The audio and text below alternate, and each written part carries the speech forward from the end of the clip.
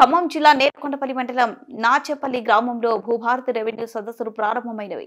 ఈ కార్యక్రమంలో ముఖ్య అతిథిగా పాల్గొన్న అసిస్టెంట్ కలెక్టర్ శ్రీజ పాల్గొన్నారు.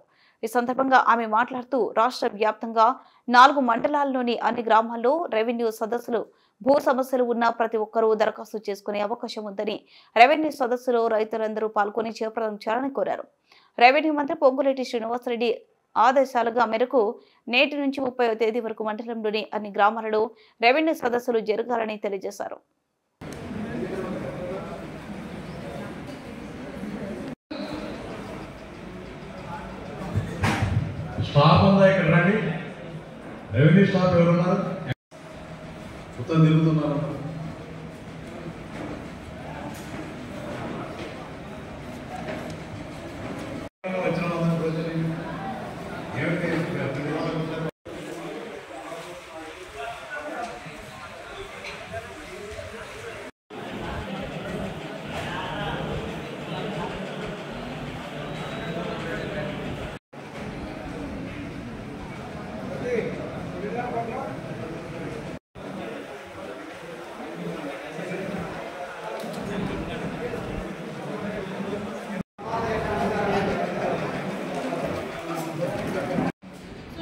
ఇబ్బందులన్నీ ఎన్ని ఉన్నాయి ఒక విలేజ్లో ఫర్ ఎగ్జాంపుల్ ఉన్న జనాభా 500-600 ఉన్నాం.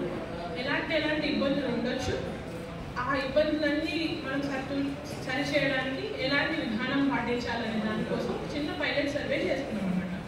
దానికోసం మనం 4 మండలాలను ఎన్నుకున్నాం స్టేట్ మొత్తం మీద. దాంట్లో నేర్కొండపల్లి ఖమ్మం నుంచి తీసుకున్నారు, మనకి కామారెడ్డి నుంచి, నారాయణపేట నుంచి, తర్వాత ములుగు నుంచి, ఖమ్మం నుంచి తీసుకున్నాం. దాంట్లో మనకి నేర్కొండపల్లి సెలెక్ట్ అయింది.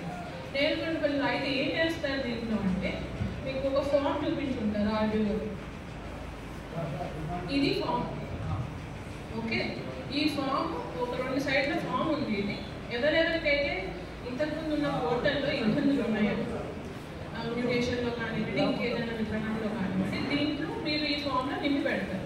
అయితే 17వ తారీఖు అంటే ఈ రోజు నుంచి 30వ తారీఖు వరకు మా 2 టీంలు 6 మెంబర్లు ఉంటారనమాట. 6 మెంబర్లు తహసీల్దార్ గారు లీడ్ చేస్తారు.